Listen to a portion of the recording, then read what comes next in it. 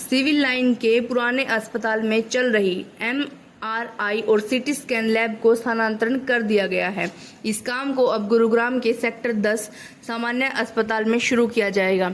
इसी के उद्घाटन के मौके पर पहुंचे केंद्रीय राज्य मंत्री राव इंद्रजीत सिंह ने लोगों की सुविधा के लिए इस लैब को अब पूरी तरह से शुरू करने का आदेश दिया है, जिससे लोगों को काफी सुविधा मिलेगी और स्वास्थ्य सेवाओं में भी बेहतर कदम इसे बताया है।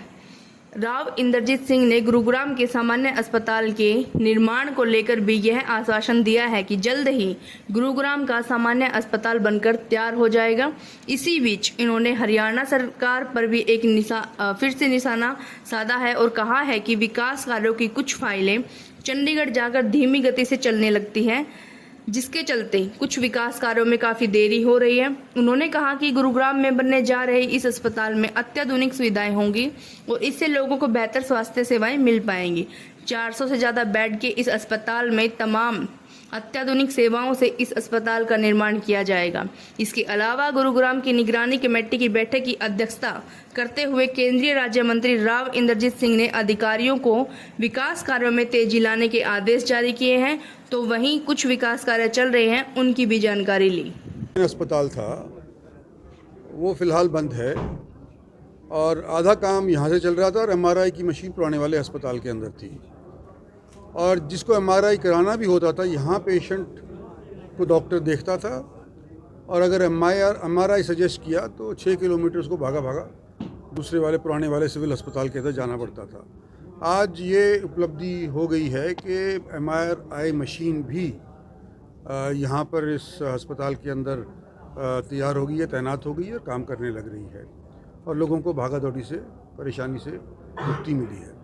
और सारा का सारा ये फंड, ये भी एक काबिल तारीफ़ बात है एडमिनिस्ट्रेशन की तरफ से कि इसका सारा का सारा फंड डिस्ट्रिक्ट फंड से मिला है, यानी कि यहाँ की जो एडमिनिस्ट्रेशन है उसने इस लैब के लिए सारा फंड मुहैया किया है। तो आज ये इसका उद्घाटन करने के लिए इन्होंने मुझको बुला लिया था और मैंने कर दिया है। मैं जल्दी से जल्दी यहाँ से निकलने वाला हूँ। इसको समस्या तो चंडीगढ़ जाके हो जाती है, यहाँ से केस भेज भी दिया जाता है तो चाहे 2 करोड़ हो, चाहे 4 करोड़ हो, या 20 करोड़ हो, या 100 करोड़ हो, मंजूरी पैसे की वहाँ से मिलती है। इस पैसे के अलावा जो दिक्कत अस्पताल के अंदर ये रही कि एक एजुकेशन डिपार्टमेंट का प्लॉट था 2 एकड़ का, वो हेल्थ डिपार्टमेंट को ट्रांसफ़र होना चाहिए था। उसको ट्रांसफ़र होने में ही 3 साल लग गए चंडीगढ़ के अंदर। भागा दौड़ी सब ने करी, लेकिन वहाँ पर पता नहीं किस तरह की लोग, ये ठंडे बस्ते में चली जाती है, भैंस पानी में चली जाती है, इस तरह से फाइल वहाँ पर चली गई।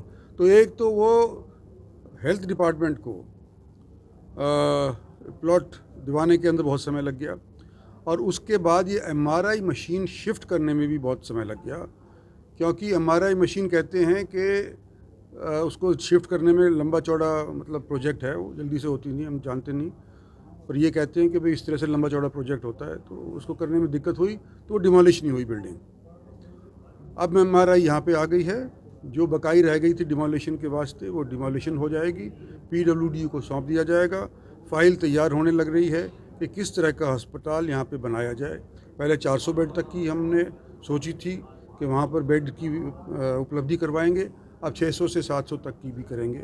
और अभी मेरे को ज्ञान हुआ है, मुझे बताया है कि जो रेजिडेंशियल क्वार्टर्स उस एरिया के अंदर 2 एकड़ के करीब के थे, वो रेजिडेंशियल क्वार्टर्स डॉक्टरों के या इनके स्टाफ के सबके नहीं होंगे, सिर्फ वही जो 24 घंटे की सर्विसेज के लिए इस्तेमाल होता है स्टाफ, उन्हीं को वहाँ पर रहने की अनुमति दी जाएगी। और वो जो 2 एकड़ में से जो बच जाता है उसके अंदर भी अस्पताल की इमारतें खड़ी की जाएंगी। तो मैं समझता हूँ आने वाले समय के अंदर छोटी ज़मीन के ऊपर ऊंचा अस्पताल बन करके ये हरियाणा का और शायद नॉर्थ इंडिया का सबसे बेहतरीन अस्पताल बन पाएगा।